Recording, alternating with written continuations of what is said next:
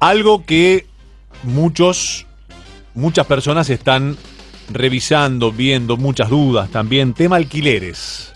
Alquileres que hay que renovar. Bueno, abril es uno de los meses tensos quizás para algunos inquilinos, de congelamiento de precios, el fin y suspensión de desalojos, inmobiliarias, propietarios, también las asociaciones de inquilinos que evalúan los riesgos de la salida de la emergencia, un montón de factores que se juntan en este estado tan pero tan particular como es la pandemia. Y quiero charlar con Enrique Luis Abati, hijo, que es abogado y vocal de la Cámara de Propietarios de la República Argentina, sobre este tema. Enrique, buenas tardes. Sebastián Shapiro lo saluda aquí en Duplex en LU2 de Bahía Blanca. ¿Cómo le va?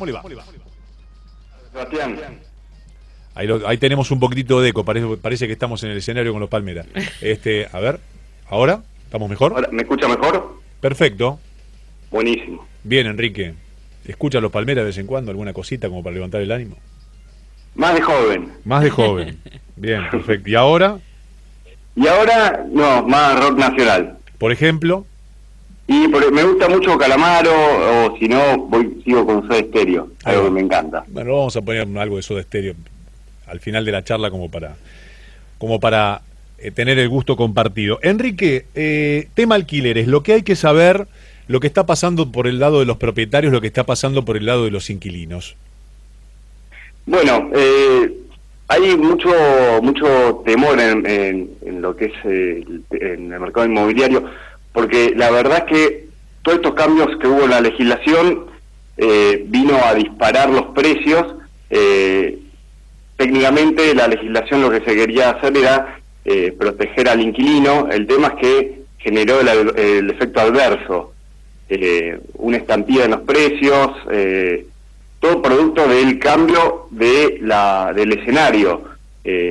Entonces, eso generó que los propietarios quieran salvaguardar la rentabilidad de los alquileres. Cuando hablamos de estampida en los precios, Enrique, ¿de qué estamos hablando? ¿De qué porcentajes?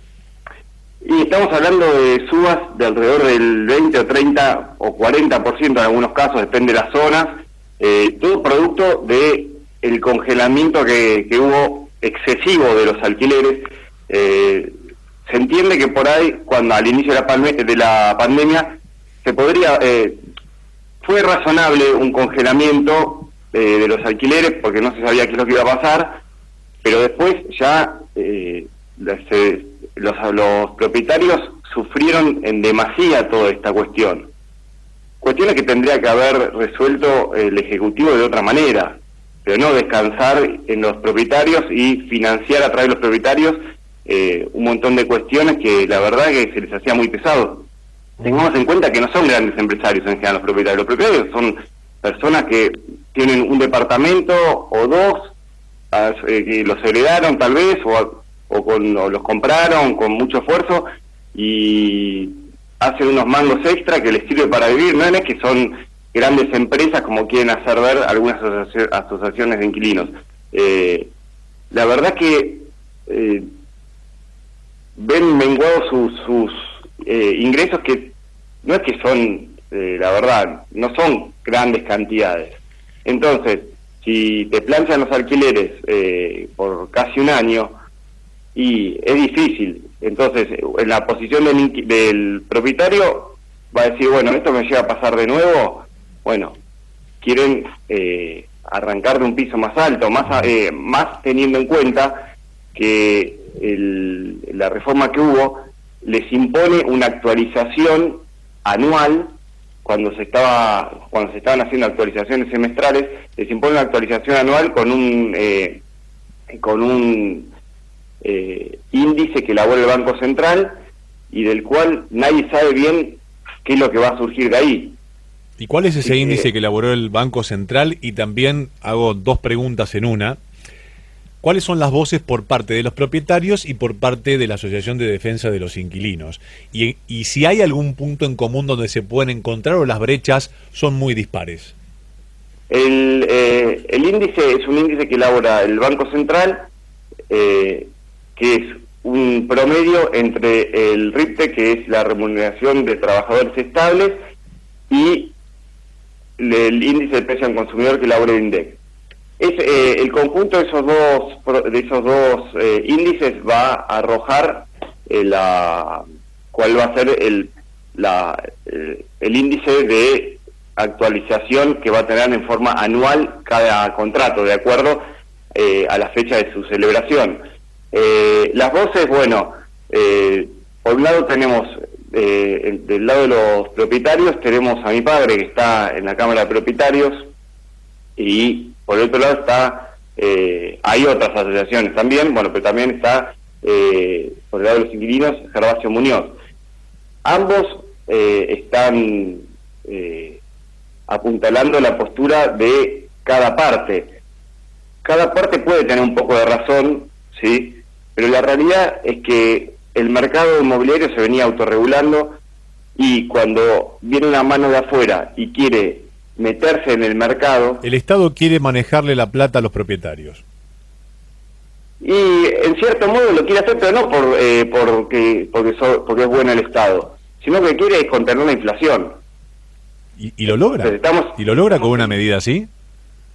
No, es como la manta corta, ¿no? Contengo por acá, pero por otro lado, cuando haya que renovar y esto caduque, después va a haber un salto terrible y puede haber... No creo que pasen, quiero saber su visión. Pero dice, bueno, no, mira, esto no te lo puedo pagar. Bueno, desalojos masivos. ¿Y? Bueno, es lo que estaba pasando.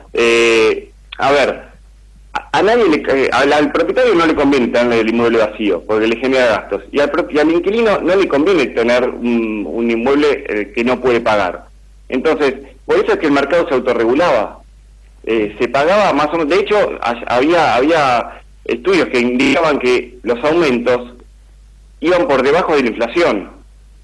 Entonces, ahora vienen a tocar esto y genera temor en el mercado. De hecho, muchos inquilinos, viendo lo que estaba pasando, empezaron a querer no acogerse a estos DNU.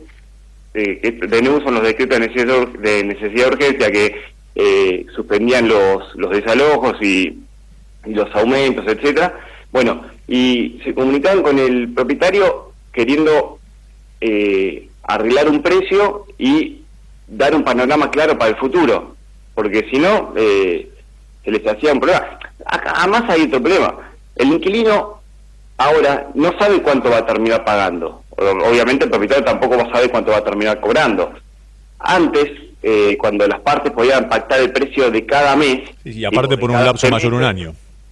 Claro, bueno, antes los propietarios, es decir, las partes, podían tener una previsibilidad de cuánto iban a pagar de acá al final del contrato. Ahora, para los contratos de vivienda, que fue lo que se modificó en cuanto al precio, las partes tienen que pactar el precio del primer mes y después se actualiza conforme al índice que establece la ley una vez por año, ¿sí? Que no sabemos cuál va a ser, qué resultado arroje el índice. Ese es el problema. Claro. Y en este contexto de pandemia, y donde los plazos algunas veces también son bastante cortos, porque la previsibilidad ya en este contexto es muy difícil de hacerla tangible.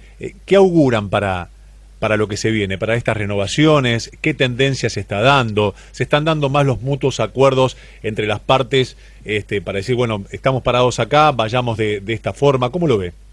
Bueno, muchos, como te adelantaba, muchos inquilinos y propietarios lo que están haciendo es tratar de celebrar prórrogas, que no es lo mismo que renovación. Renovación es una novación de la obligación, es una nueva obligación, ¿sí? En cambio, la prórroga es una extensión en el tiempo del mismo contrato. ¿Cuántas prórrogas se pueden hacer? Se pueden hacer todas las prórrogas que quepan dentro del plazo máximo de la alocación según el destino. Es decir, se tiene que contar el contrato original más todas las prórrogas que se vayan haciendo por un mes, 6 meses, 2 años, lo que sea. Bueno, no pueden superar el plazo máximo previsto para la finalidad de ese inmueble. Para el Código Civil, para los que es vivienda son 20 años y para lo que es comercio son 50 años. Pero aclaremos que el tema de la regulación de los precios está nada más dado para lo que son las alquileres de vivienda. El resto no sufrió modificaciones. Seguro. Enrique, le agradezco este momento y también sus conceptos. Bueno, le agradezco el llamado.